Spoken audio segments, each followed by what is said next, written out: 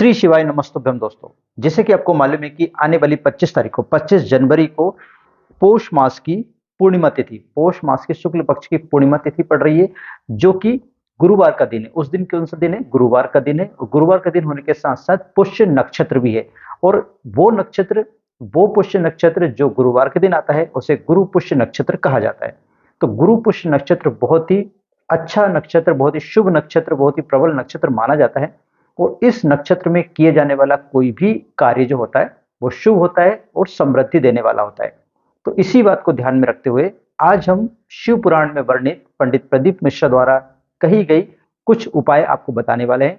उस उपाय में से अगर आप कोई सा भी उपाय करते हैं तो आपका जो दुर्भाग्य है, अगर मान लीजिए आपका भाग्य आपको साथ नहीं दे रहा है, उससे आप मेहनत करते हैं लेकिन मेहनत का फल आपको नहीं मिलता है क्योंकि भाग्य आपका साथ नहीं देता। साथ ही आपकी कुंडली में अगर किसी प्रकार से गुरु खराब स्थिति में बैठा हुआ है तो भी इस उपाय को करने से वो ठीक हो जाएगा। यानी कुल मिला के आपका जो भाग्य है वो चमकने वाला है अगर इनमें से कोई भी एक उपाय आप करते हो। चाहो तो आप पूरा उपाय कर सकते हो, पूरे उपाय कर सकते हो, नहीं तो एक उपाय आप जरूर करिए। ध्यान रखिए ये उपाय जो है वो पूर्णिमा तिथि पर गुरुवार का दिन और पुष्य नक्षत्र होने पर ही किया जाता है, लेकिन आप चाहें तो गुरुवार के दिन भी ये उपाय कर सकते हैं। चलिए, अगर आप भी जानना चाहते हैं कि वो उपाय क्या है और उसको कैसे किया जाता है तो आप इस वीडियो को अंत तक जरूर देखिए। अगर वीडियो पसंद आए तो इसे लाइक और शेयर कीजिए और हमारे इस चैनल को सब्सक्राइब करना ना भूलें। तो चलिए शुरू करते हैं। हम बात करते हैं हमारे पहले उपाय की। पहले उपाय के लिए आपको कौन कौन सी चीजों की जरूरत पड़ेगी वो मैं पहले आपको बता देता हूँ। तो देखिए, इसमें सबसे पहले तो जरूरत पड़ेगी आपको चावल की। देखिए, जैसे ये चावल देख रहे हैं आप, एक चावल की यानी चावल कितने होने चाहिए? 108 चावल के दाने होना चाहिए। साथ ही आपको पीले चंदन की आवश्यकता होगी। पीले चंदन, देखिए पीले चंदन है, इन दोनों चीज की आवश्यकता होगी। साथ ही आपको 1 लोटा जल की आवश्यकता होगी। ये 3 चीजें आपके पास होना चाहिए। चावल होना चाहिए 108 चावल, फिर पीला चंदन और साथ ही 1 लोटा जल। अब क्या करेंगे, मान लीजिए आपके पास चावल सफेद कलर के हैं तो उसमें क्या करेंगे आप, थोड़ा सा जो पीला चंदन है उस पीले चंदन में चावल को डाल लेंगे और थोड़ा सा हिलाएंगे तो क्या होगा कि वो जो चावल का कलर है वो पीला हो जाएगा। मैंने ऑलरेडी यहाँ पे कलर को पीला कर रखा। ध्यान रखें कि जब जो चावल आप ले रहे हैं वो चावल ने टूटे फूटे नहीं होना चाहिए, पूरे पूरे चावल होना चाहिए।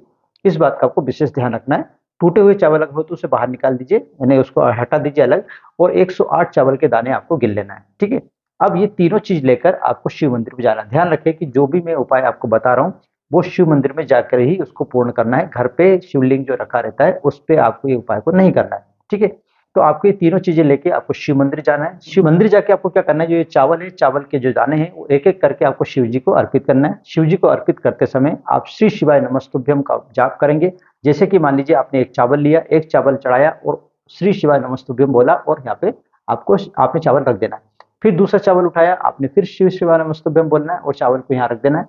फिर तीसरा चावल, इस प्रकार से आपको पूरे 108 चावल एक एक करके शिव जी को अर्पित करना है, और एक चावल के साथ एक बार श्री शिवाय नमस्तुभ्यम या ओम नमः शिवाय या नमः शिवाय का आपको जाप करते रहना है। ठीक है, जब आपके पूरे 108 चावल पूरे अर्पित हो जाए, इसके बाद आपको क्या करना है कि जल लेना है। जल लेकर आपको यहाँ पर अर्पित कर देना है, यानी जलाभिषेक कर देना है। चावल पूरे जब हो जाए इसके बाद आपको जल अर्पित करना है। ठीक है, जल अर्पित करते समय भी आपको ओम नमः शिवाय या श्री शिवाय नमस्तुभ्यम का आपको जाप कर देना है। साथ ही आपको अपनी कामना और जो दुर्भाग्य आपका पीछे लगा हुआ है उसका भी स्मरण करते हुए भगवान शिव से उसके लिए प्रार्थना करना है। अगर आप ये उपाय करते हैं तो बहुत जल्दी आपका जो दुर्भाग्य है वो सौभाग्य में बदल जाएगा और सारी जो आपकी परेशानियां वो खत्म हो जाएगी। तो ये था हमारा पहला उपाय। चलिए अब हम बात करते हैं हमारे दूसरे उपाय की। दूसरे उपाय में आपको कौन कौन सी चीजों की जरूरत पड़ेगी वो आपको बता देता हूँ। आपको चने की दाल की जरूरत पड़ेगी। चने की दाल के आपको कम से कम 7 या 11 दाने ले लेना है। चने की दाल के आपको 7 या 11 दाने ले लेना है। साथ ही आपको 1 लोटा जल की आवश्यकता होगी। बस ये 2 चीजों की आवश्यकता है। अब इस उपाय को कैसे करते हैं चलिए जानते हैं। क्या करना है, ये दोनों चीजों को लेकर आपको शिव मंदिर जाना है। शिव मंदिर जाकर ये जो चने की दाल है इसमें थोड़ा सा पानी पटक लेंगे, थोड़ी सी गीली हो जाएगी वो। ठीक है, यानी कि शुद्ध करना है, इसलिए मैं जल डालने के लिए बोल रहा हूँ। तो और इसके बाद एक दाल का दाना उठाना है और शिव जी पर अर्पित करना है। अर्पित करते समय आपको जो मंत्र बोलना है वो मंत्र पर ध्यान दीजिए। वो मंत्र है ओम ब्रह्म बृहस्पति नमः। ओम ब्रह्म बृहस्पति नमः का जाप करते हुए आपको इस तरह से दाल भगवान शिव को के शिवलिंग पर चढ़ानी है। इस प्रकार से आप एक एक करके 7 या 11 दाने जो दाल के हैं, 7 या 11 दाने डाल के उनको एक एक करके शिव जी के ऊपर चढ़ाना है। और साथ ही में आपको हर दाल के साथ एक मंत्र बोलना है। मंत्र क्या रहेगा? ओम ब्रह्म बृहस्पति नमः। इस मंत्र का जाप करते हुए या इस मंत्र को बोलते हुए आपको दाल एक एक करके चढ़ानी है। इसके बाद जब पूरी दाल हो जाए, यानी पूरे 7 दाल या फिर 11 दाल, जो भी जितनी भी आप ले जाना चाहते हैं, उसके बाद आपको जो अपने जल ले गए उस जल से आपको शिव जी का अभिषेक कर देना है। बहुत आसान सा उपाय है। अगर आप ऐसा भी नहीं करना चाहते तो पहले से ही आप पानी में क्या करेंगे, ये जल जो है उसमें आप 7 या 11 दाने डाल लीजिए पानी में पहले से ही, ठीक है। और डालते समय ध्यान रखें, एक दाना डाला मंत्र बोला, दूसरा दाना डाला मंत्र बोला, इस तरह से 7 दाने या 11 दाने आप एक एक करके मंत्र पढ़ते हुए डाल दीजिए और फिर आप उस पानी को चढ़ा दीजिए, उस जल को आप चढ़ा दीजिए। ऐसा भी आप कर सकते हैं, या तो आप अलग अलग दाना डालते हुए, अलग अलग दाना इस भगवान को अर्पित करते हुए आप 7 या 11 दाना डालने के बाद आप जल चढ़ा दीजिए, या पहले से ही जल में आप दाने को डाल लीजिए मंत्र बोलते हुए और फिर आप शिव जी पर अर्पित कर दीजिए। इन दोनों विधि में से किसी विधि से आप ये इस उपाय को कर सकते हैं। अगर आप ये उपाय करते हैं तो आपका जो दुर्भाग्य है वो सौभाग्य में बदल जाएगा। आपकी जो भी रुके हुए काम है वो आपको बन जाएंगे, क्योंकि आप ये उपाय गुरु पुष्य नक्षत्र में कर रहे हैं, और गुरु पुष्य नक्षत्र में करने के कारण इसका महत्व अधिक हो जाता है और आपको जो फल है वो जल्दी से मिल जाता है। ये था हमारा दूसरा उपाय। अब हम बात करते हैं हमारे तीसरे उपाय की।